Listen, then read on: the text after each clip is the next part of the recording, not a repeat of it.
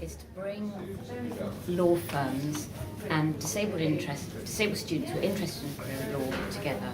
And it's an opportunity for the students with disabilities who are interested in law, who perhaps think, I'm not sure if I can do this because of my disability or my health condition, to really find out what a career looks like, and also to find out about the supports available to them and how to access that. And equally for the law firms, this is a talent pool. They're always looking for top talent, so it's an opportunity for them to access that talent. It's the second time we've done this for the law firms. We always said that we wanted to do it as a long-term project. It's not a one-off. So this is year 2, and we hope that we'll continue to build it going forward. So do you highlight legal requirements that employers are sort of bound by when it comes to employing staff with disabilities, or catering for staff that they already have with disabilities? No, we're not really going from a legal perspective. We are covering that.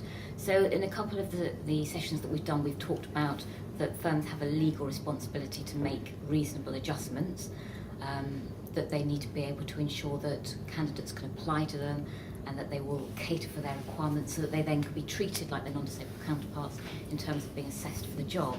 But although it's a legal sector, it's much more about, I guess, recruitment and accessing the profession, but we do touch on the fact that there are legal responsibilities there. So, moving on from that, would you say that there are any areas of uncertainty that need that need clarifying with regards to this on the part of employers and candidates? So, what sort of messages should employers be giving out about this? I think that some students with disabilities lack confidence, and they believe that firms won't recruit somebody like me, and actually it's an awful lot easier to recruit somebody without a disability. So I think it's about challenging their perceptions that actually firms are after talent, whatever that looks like. Do law firms have affinity groups or other such things for lawyers with disabilities in the same way they would with, say, people with caring responsibilities? Some of the firms have networks, so a lot of the big organisations as a whole, whether that's law or banking or retail, have networks to support women or carers, people from Black and Asian minority groups, lesbian and gay individuals. So some of them, yes, absolutely have disability networks, and equally the Law Society has support for disabled lawyers as well. All right, that's excellent. So why is having a diverse workforce so important? In terms of having a diverse workforce, why is it important? Well, Deborah Dalglish from Ashurst talked a lot about that this morning. Ultimately, firms are looking to have as broad a talent pool as possible. The diversity of people brings a diversity in terms of how we approach problems, approach challenges. It's about the creativity and the productivity of the workforce overall.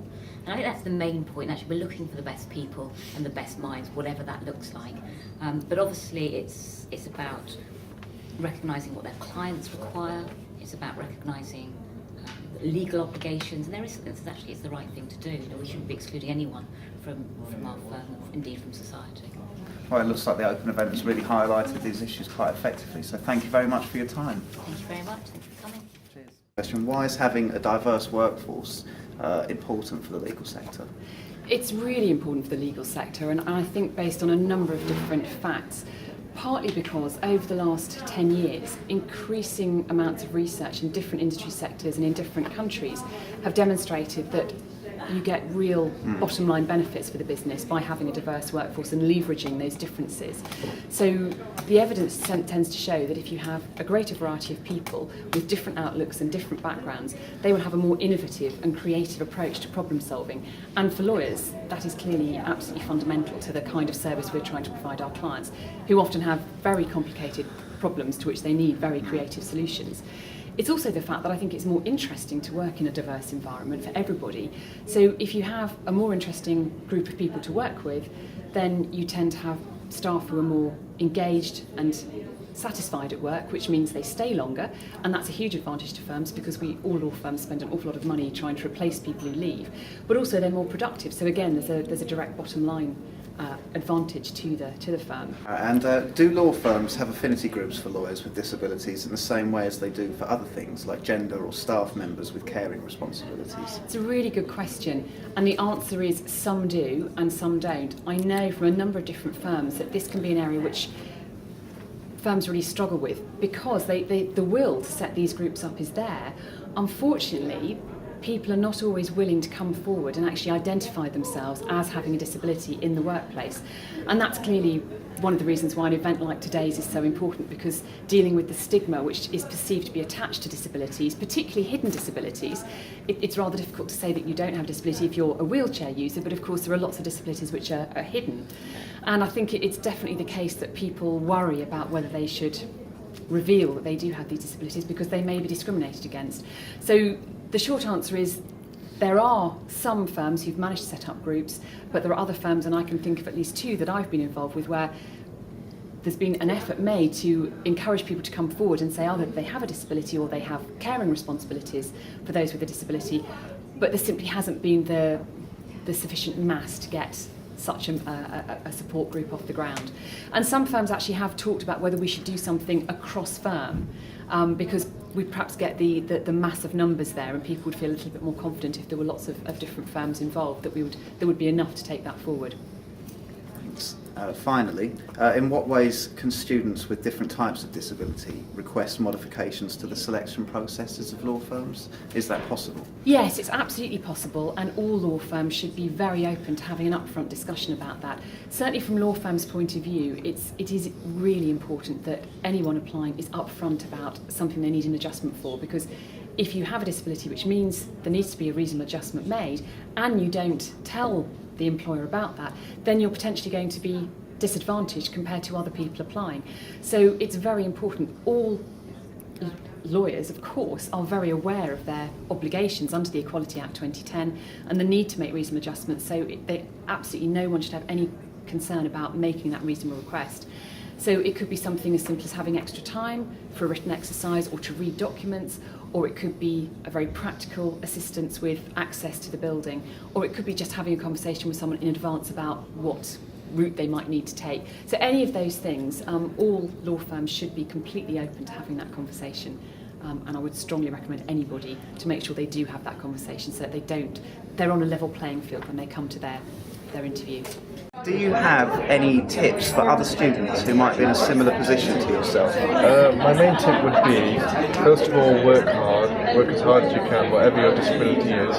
Do everything you can to overcome it. Ask people for help if you've got any problem with how you access your materials. Get involved, talk to the disability team at the university.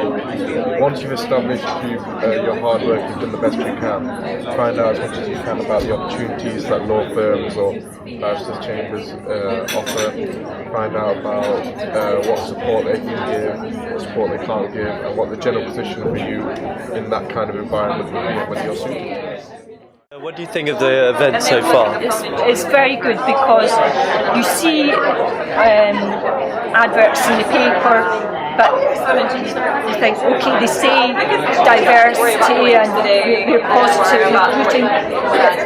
When you have this event, that means a lot. That means that they really are wanting to have people. Helen Cook, who runs these events, asked me to come along, and I'm really interested in careers for my students at Oxford. I've got responsibility for disabled students in particular, and I just want to find out a bit more about which firms are doing well and the kinds of issues that students from other institutions are also facing. Are there any legal requirements that an employer must adhere to with regards to employing students with disabilities?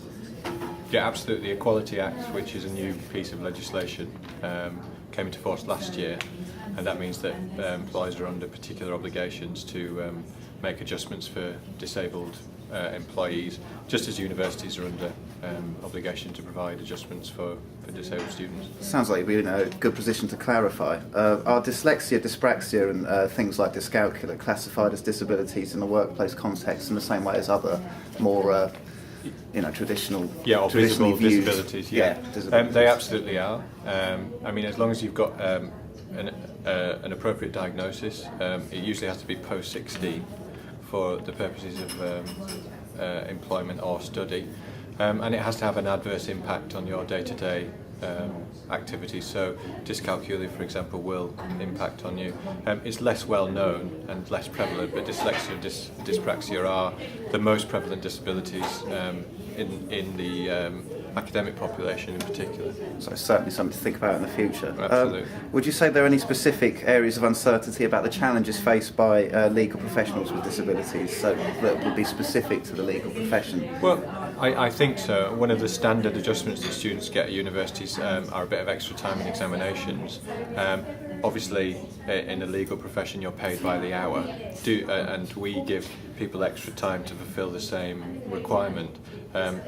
Obviously, law firms have got that challenge in terms of whether that's a practice that takes place. I doubt it, but we need to make sure our students are able to work in that environment, and we need to empower them with strategies to be able to work effectively in a career. What measures did your employer have to take, or were there any measures that your employer took to help you be better accommodated in your role? Well, obviously I'm a wheelchair user. I stay in this wheelchair permanently to move long distances. So Ashurst had to make sure that their building was fully accessible for a wheelchair, which it was anyway. Obvious question, are there lifts in the office, which there were.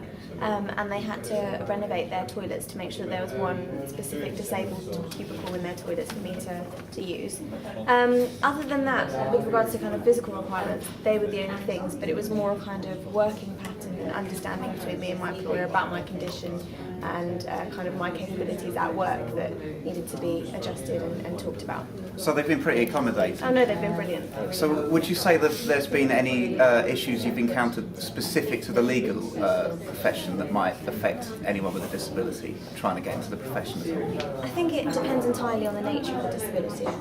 My disability is such that I get very, very tired at the end of the day.